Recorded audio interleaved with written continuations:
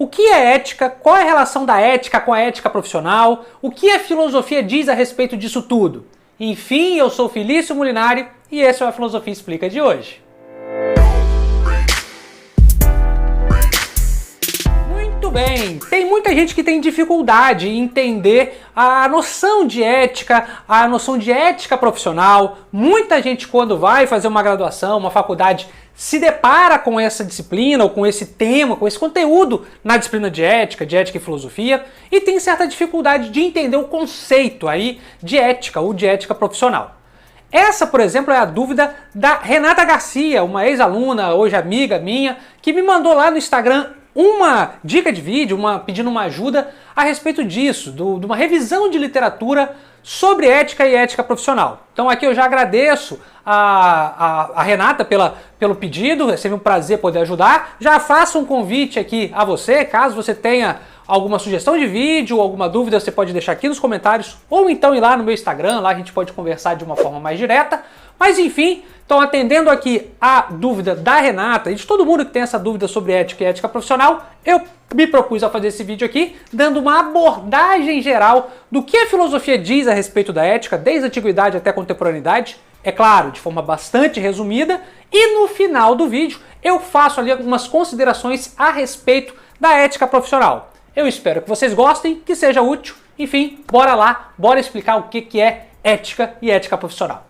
Bom, a primeira coisa que a gente tem que ter em mente, já de princípio, para a gente não se confundir, é a diferença entre ética e moral. Muita gente faz confusão com esses dois conceitos. Então, para explicar aqui, sem muitas delongas, explicando diretamente, é o seguinte. Moral, quando a gente fala de moral vem de mores do romano, né, do latim, da filosofia romana, e diz respeito aos costumes. Então, moral aqui vai dizer respeito aos costumes de um povo. Por exemplo, aos costumes do brasileiro de considerar correto ir na praia de biquíni, ou dos muçulmanos de considerarem errados a biquíni. Ou seja, moral diz respeito aos valores, aquilo que uma sociedade, uma cultura, um povo considera como certo ou errado.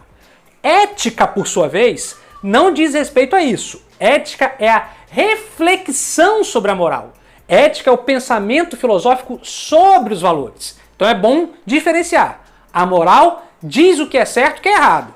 A ética reflete sobre o que é certo ou errado, ou seja, se pergunta o porquê de algo ser certo ou errado, se algo ser um valor considerado numa sociedade ou não. Então aqui, só para dar um exemplo prático, a moral, por exemplo, uma moral cristã pode achar errado o aborto. A ética não vai considerar nem certo ou errado, a ética em princípio vai pensar sobre o aborto, sobre as variáveis e as variantes em cima desse tema. E assim com todos os outros temas, por exemplo, legalização das drogas ou qualquer outro que venha ao caso. Traduzindo e resumindo, ética é reflexão sobre a moral, moral é os costumes, relacionado aos costumes, aos valores de uma sociedade, povo ou cultura. Beleza? Esse é o primeiro ponto. Agora a gente pode analisar isso historicamente, filosoficamente, como isso se desenvolveu. Bom, a ética aqui, como área de conhecimento, como essa reflexão sobre o homem, sobre o ser humano, sobre a moral, ela começa lá na Grécia Antiga com um personagem que é muito conhecido, que é o Sócrates. Antes do Sócrates, os pré-socráticos ali, aqueles filósofos que vieram antes do Sócrates, eles não filosofavam, eles não refletiam sobre os costumes. Então é com Sócrates que a ética começa. Mas a verdade é que ela só vai ser realmente sistematizada em um grande sistema com Aristóteles. É Aristóteles ali que prepara um grande sistema. É claro que há uma influência de Platão, daqui a pouco eu vou falar do Platão, mas é Aristóteles que faz esse primeiro sistema no seu livro Ética Nicômaco e em outros livros também, a respeito do que é a ética, e aqui vale um indicativo. Para o grego, a ética sempre vai estar relacionada com a política. É impossível separar ética de política. Por isso que é tão bonito, tão bacana e ao mesmo tempo tão difícil estudar ética no povo antigo, nos gregos. Porque sempre que você estudar ética, você vai ter também que estudar política, porque eles não pensavam isso de forma separada. Afinal, se você quiser uma política realmente eficiente, boa, justa, você tem também que pensar na formação de um cidadão bom e justo, e para você ter um cidadão bom e justo, você tem que ter um sistema político também bom e justo. Ou seja, uma coisa está relacionada à outra, não dá para pensar separado. Isso estava presente no Platão, em Aristóteles, em toda a teoria do Aristóteles, que é uma teoria bem bacana, não vou me aprofundar aqui porque senão o vídeo vai ficar muito longo. Enfim, que você precisa saber é que a ética, então, como reflexão sobre a moral, começa com Sócrates, passa por Platão e é primeiramente ali sistematizada por Aristóteles. Basicamente, o povo grego é esse que pensa sempre na relação entre ética e política de forma indissociável, bastante relacionada, porque uma coisa tem a ver com a outra. Isso vai mudar no período medieval. Chegamos na Idade Média, os filósofos vão fazer pela primeira vez uma separação da ética com a política, porque agora a ética vai estar relacionada a uma outra coisa, a divindade, vai estar relacionada a Deus. Agora, ético não é aquele que se posiciona na praça pública, na polis, na ágora, né, que é a praça de discussão. O cidadão ético não é aquele que enfrenta os dilemas da cidade. O cidadão ético aqui vai ser aquele que se relaciona com Deus. Então, pela primeira vez, a gente vai ter a separação da ética da cidade para relacionar agora com Deus. Então, isso é o que acontece na Idade Média, pelos filósofos da Idade Média, sobretudo Santo Agostinho e Tomás de Aquino, na escolástica e na patrística, na patrística e na escolástica, e é isso que acontece. Então, na Idade Média, a gente tem essa primeira separação. E essa separação vai ecoar também no momento posterior, que é na modernidade. Aí aqui, sim, a gente tem essa cisão, já tinha ali com Maquiavel é importante que ele que bate ali o martelo para separar realmente ética de política. Vai falar, Maquiavel, por exemplo, que um príncipe virtuoso, que príncipe no sentido de um político virtuoso, olha que a virtude é um conceito ético, conceito ligado à moral. Um príncipe virtuoso não é mais aquele príncipe bom, um político virtuoso é aquele que se mantém no poder. Isso é o objetivo, então a gente tem com Maquiavel realmente essa ruptura radical entre ética e política. E isso vai persistir durante a modernidade, né, com as teorias éticas que vão pensar aí o que é justo, o que é certo, o que é errado, o que é moralmente correto, de uma forma separada muitas vezes da política. Apesar de Maquiavel ser importante para o pensamento político moderno e também ético, por que não? A verdade é que quando a gente pensa em modernidade, pensa na reflexão sobre os valores na modernidade, nenhum debate ficou mais evidente ou mais clássico que o debate entre utilitaristas, notadamente aqui Bentham e Mill, e deontologistas, notadamente Immanuel Kant. Para os utilitaristas, o que eles vão tentar pensar? Bom, a gente precisa aqui achar uma régua para saber se uma ação, uma ação que a gente faz no mundo, se é correta ou não. Para os utilitaristas, eles vão inventar uma noção de cálculo utilitário. Por exemplo, matar é errado? Veja que eu estou aqui fazendo uma avaliação moral. Para os utilitaristas, você não precisa responder isso de primazia, você pode refletir, fazer um cálculo. Matar pode ser certo ou errado, depende das consequências. Veja, bom, se eu estou parado numa escola, por exemplo, e entra um terrorista querendo matar os alunos. Se eu pego, por exemplo, uma faca, um pedaço de pau e agrido e mato esse terrorista, essa minha ação de matar o terrorista não vai ser considerada moralmente ruim. Por quê? Porque a consequência dela foi boa. Eu matei uma pessoa para salvar várias outras. Ou seja, no cálculo, eu promovi uma maior felicidade, ainda que eu tenha promovido, por exemplo, uma pequena tristeza ali por matar uma pessoa. A família dessa pessoa pode ter ficado triste, mas as famílias de várias crianças ficaram mais felizes. Então, pelo cálculo utilitário, a gente consegue saber se uma ação é correta ou não. Ou seja, para os utilitaristas, uma ação não vai ser correta ou não pelo que ela é nela mesma, mas sim por suas consequências. Beleza? Então, essa é a máxima do utilitarismo.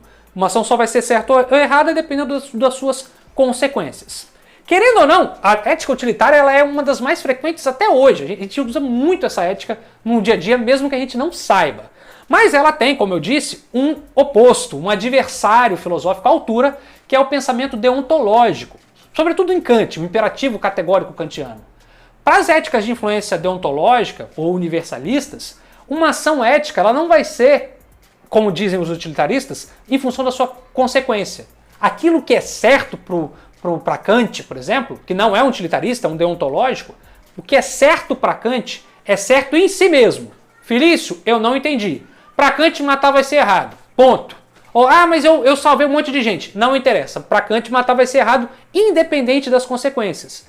Porque para o Kant, se a gente pensa a ética nas consequências, a gente pode acabar se corrompendo.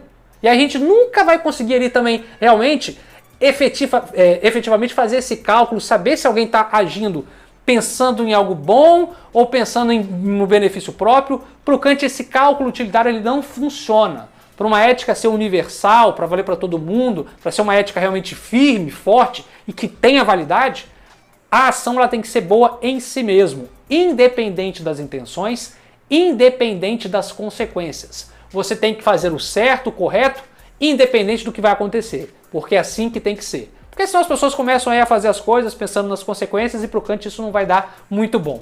Ah, mas o Aristóteles lá na antiguidade diz que a gente tem que fazer o correto em busca da felicidade. Para Kant isso também é errado. Para Kant essa ética aristotélica vai ser errada porque você tem que fazer o correto porque é correto, não para ser feliz. E aqui é engraçado, porque isso vai de contra uma visão, uma certa visão cristã, não é toda a visão, mas alguns cristãos sempre pensam, por exemplo, eu tenho que fazer o bem porque se eu fizer o bem eu vou para o céu, para o paraíso. Para Kant isso, e olha que Kant era cristão ferrenho, hein? Mas para Kant isso é completamente errado. Você tem que fazer o certo porque é certo. Você tem que fazer o certo, aqui a gente até pode dizer, porque Deus quer, ponto. Mas você não pode fazer uma ação ética pensando nas suas consequências. Dito isso, aqui a gente tem então o debate posto entre utilitaristas, que pensam a ética, que é aquilo que é moralmente certo ou errado em função das suas consequências, e nós temos Kant com a ética deontológica, com o seu imperativo categórico, que pensa que aquilo que é certo ou errado é em função em si mesmo, né? É em função de si mesmo, da ação em si mesma, independente das consequências. Esse debate se estende até hoje. Nós temos vários filósofos adeptos dessas teorias. A gente tem o John Rawls, por exemplo, que é partidário um pouco da filosofia kantiana. A gente tem o Peter Singer, que é muito envolvido com a ética animal, que tem um pressuposto utilitarista. Enfim, a gente tem todo um debate hoje ético, sobretudo com uma influência de Kant e dos utilitaristas, desse confronto, desse debate. Enfim, isso é o que a gente tem hoje na ética, isso é o cenário resumido do que a história da filosofia coloca pra gente na reflexão ética. Tá, Felício, eu entendi que a ética, como essa área de reflexão sobre os valores, começa lá com Sócrates, Platão dá uma pincelada lá também, Aristóteles formula para os gregos, então a ética é relacionada à política, tem a Idade Média, tem utilitaristas e Kant na modernidade, mas o que tem a ver com ética profissional? Pois bem, aqui a gente tem que começar a pensar com cuidado. O termo ética profissional, filosoficamente falando, ele é bem errado, ele é bem equivocado, porque normalmente as pessoas tratam ética profissional querendo se referir a normas de comportamento, a como um profissional deve se comportar, a como um profissional deve agir. No caso da Renata, que foi quem pediu esse vídeo, para quem esse vídeo é direcionado, ela está preocupada ali, é uma disciplina que ela tem na graduação dela, que pede um estudo sobre a ética profissional do advogado. Então, nesse caso, o que seria a ética profissional? São aqueles conjuntos de normas que um bom profissional, no caso um bom advogado, deve ter para exercer sua profissão. Como a gente disse, esse conjunto de normas, é muito mais relacionado à moral do que à ética. Porque, por exemplo, vou dar um exemplo aqui bem básico.